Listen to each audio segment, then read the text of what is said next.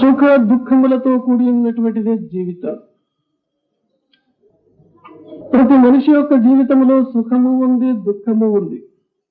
అయితే సర్వసాధారణంగా ఇక్కడ ఉన్నటువంటి వేలాది జనుల్లో దుఃఖాన్ని ఆశించే వాళ్ళు ఉన్నారా?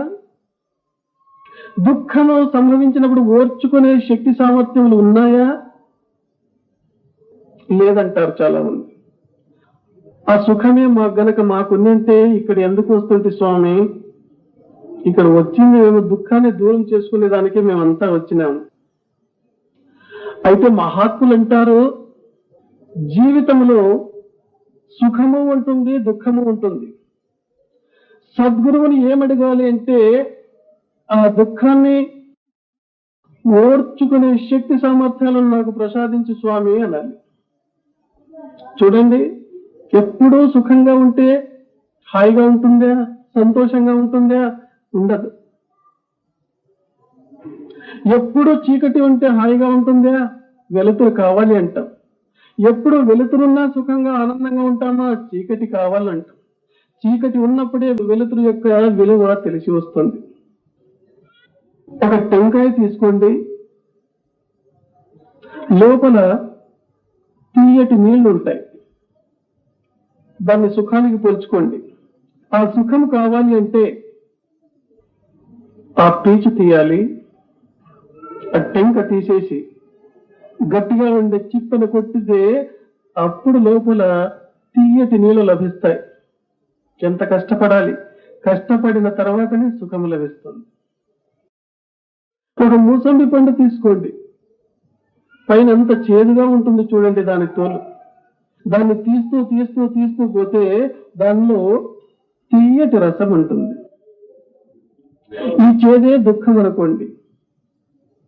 ఆ చేదు తీస్తూ తీస్తూ పోతే లోపల సుఖం ఉంటుంది, అదే రసం. కాబట్టి జీవితంలో రెండూ కావాలి. సామాన్యంగా దుఃఖము తర్వాత సుఖము, సుఖము తర్వాత దుఃఖము, రాత్రి తర్వాత పగలు, పగల తర్వాత రాత్రి ఎలా ఉన్నాయో ప్రతి మానవుని యొక్క జీవితంలో ఇవి వస్తుంటాయి, పోతుంటాయి. కొంతమంది జీవితంలో దుఃఖం ఎక్కువ ఉండవచ్చు, కొంతమంది జీవితంలో దుఃఖం తక్కువగా ఉండవచ్చు. అయితే ప్రతి మనిషి రెండింటినీ అనుభవిస్తూ పోవలసి ఉంటుంది.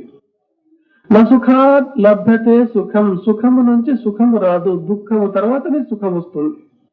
చూడండి, ఎప్పుడూ ఎయిర్ కండిషన్ రూమ్ లో కూర్చుంటే దాని విలువ మనకు తెలిసి వస్తుందా? అలా కొన్ని గంటలు ఎండలో బాగా తిరిగితే, అలసిపోతే, శ్రమ చెందితే అప్పుడు వచ్చి ఎయిర్ కండిషన్ రూమ్ లో కూర్చుంటే కొంచెం హాయిగా అనిపిస్తుంది. అందువల్ల దుఃఖము తర్వాత సుఖం, సుఖము తర్వాత దుఃఖం. అయితే నేటి మానవుడు ఎన్ని సుఖములు ఉన్నప్పటికీ, ఎంత సంపద ఉన్నప్పటికీ, సుఖము అనుభవించుటకు ఎన్ని అనుకూల పరిస్థితులు ఉన్నప్పటికీ మనకి శాంతి లేదు, మనకి సమాధానం లేదు.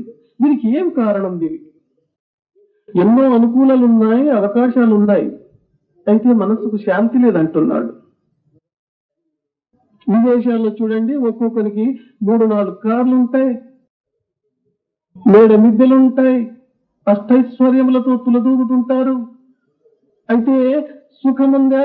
మనస్సుకు నెమ్మది, శాంతి ఉందా అంటే శాంతి లేదంటారు. ఎందుకు శాంతి దొరకడం లేదు? ఎందుకంటే నిజమైన శాంతి ఈ బాహ్య వస్తువులలో లేదు. మరి ఎక్కడ ఉంది నిజమైన శాంతి?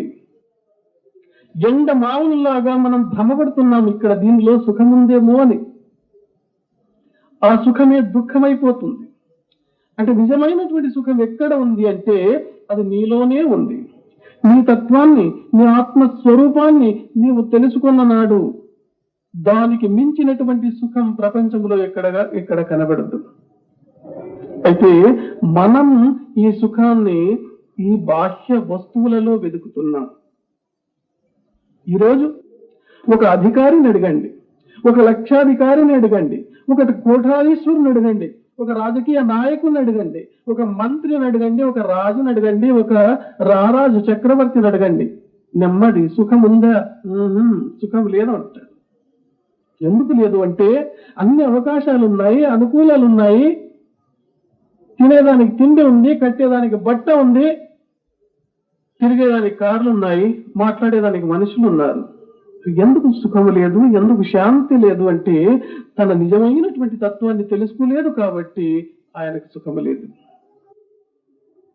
నిజమైనటువంటి సుఖం ఇక్కడ దొరుకుతుంది అంటే నీ ఆత్మతత్వాన్ని నీవు దర్శించుకున్న నాడే నీకు నిజమైనటువంటి సరి అయినటువంటి ఆ సుఖము శాంతి లభ్యమవుతాయి. చూడండి, ఒక బంగారు పాత్రలో ఒక చేపను తెచ్చి వేస్తే అది సుఖంగా ఉంటుందా? అక్కడ ఉండదు. అది ఇది బంగారు పాత్ర కదా, చాలా విలువైనటువంటిది కదా అని చెప్పి భావించి అక్కడ ఆ చేప సుఖంగా ఉంటుందా? ఉండదు. మరి దానికి సుఖం ఎక్కడ అంటే నీళ్లలో విడిచినప్పుడే దానికి సుఖం కలుగుతుంది. అదే రీతిగా మన గతియు పతియు అయినటువంటి ఆ పరమాత్మని, ఆ దేవదేవుణ్ణి తెలుసుకున్న నాడు, ఆ తత్వాన్ని నీలో దర్శింపజేసుకున్న నాడు మాత్రమే నీకు నిజమైనటువంటి సుఖం లభ్యమవుతుంది. అది లేని నాడు బంగారు పాత్రలో ఉన్నటువంటి చేపలాగా మన జీవితం కూడా వ్యర్థం అయిపోతుంది. ఈ సత్యాన్ని ప్రతి ఒక్కరూ తెలుసుకోవాల్సి ఉంటుంది. ಎಲ್ಲ ಆಶಯ ಬಿಟ್ಟರಿಲ್ಲಿಯೇ ಕೈಲಾಸ, ಎಲ್ಲ ಆಶಯ ಬಿಟ್ಟರಿಲ್ಲಿಯೇ ಕೈಲಾಸ, ಎಲ್ಲವನು ಬಯಸಿ ಭ್ರಮಿಸಿದೊಡೆ నరకత ఇల్లియే నోడ సర్వజ్ఞ అని అంటాడు. ఆకాశములను తెంచుకొని జీవించిన నాడు నీకు ఇదే స్వర్గంగా కనబడుతుంది. అది లేదన్నప్పుడు ఇది నరకంగా మారిపోతుంది అని అంటాడు. అందువల్ల లౌకికము అయినటువంటి విషయముల పట్ల ఆసక్తిని తక్కువ చేసుకుంటూ పోతే బాగుంటుంది అని అంట. ఒక గ్రద్ద ఆకాశంలో ఒక చేపను ముక్కులో కరుచుకొని ఆకాశంలో ఎగురుతుంది అనుకోండి. ఆ చేప కోసం దాని వెంట ఇతర గ్రద్దలు వెంటబడినాయి, కాకులు వెంటబడినాయి ఆ చేప ముక్కను లాక్కునేదానికి. అది ఎక్కడికి పోతే ఎక్కడికి పోతున్నాయి ఇవన్నీ. అది చెట్టు నుంచి చెట్టుకు, గుట్ట నుంచి గుట్టకు, ఆకాశంలో ఎంత విహరించినప్పటికీ ఇవన్నీ వెంటబడుతున్నాయి ఆ ముక్కను లాక్కునేదానికి. అప్పుడు ఆ గ్రద్ద ఆలోచన చేసి వ్యర్థంగా ఈ చేప ముక్కను నోటిలో కరుచుకున్నాను కదా అని చెప్పి ఆ ముక్కను విడిచిపెట్టేస్తుంది. అది ఆ ముక్కను ఇంకొక గ్రద్ద నోటిలో కరుచుకొని మళ్ళా పారిపోతుంది. మిగతా గ్రద్దలు, ఆ కాకులు ఆ రెండవ గ్రద్ద వెంటబడతాయి. ఈ మొదటి గ్రద్ద చెట్టు మీద హాయిగా కూర్చుంటుంది. అప్పుడు దానికి శాంతి నెమ్మది లభిస్తుంది. అదే రీతిగా మానవుడు కూడా ఐహికమైనటువంటి సుఖములు అన్నటువంటి చేపను కలుచుకున్నాడు. అందువల్ల ఈ జీవితంలో, ఈ సాంసారిక జీవితంలో ఎన్నో అవకతవకలను అనుభవిస్తున్నాడు, కష్ట నష్టములకు గురి అవుతున్నాడు. ఎప్పుడైతే దాన్ని విడిచిపెడతాడో, తన నుంచి ఆ భావాన్ని దూరం చేసుకుంటాడో అప్పుడు ప్రశాంతంగా ఉంటుంది ఆయన మనసు. సుఖశాంతులు లభ్యమవుతున్నాయి, శాంతిని పరిపూర్ణంగా అనుభవిస్తాడు. అందువల్ల మనం ఈ రాగాన్ని తగ్గించుకుంటూ రావాలి అని అంటారు.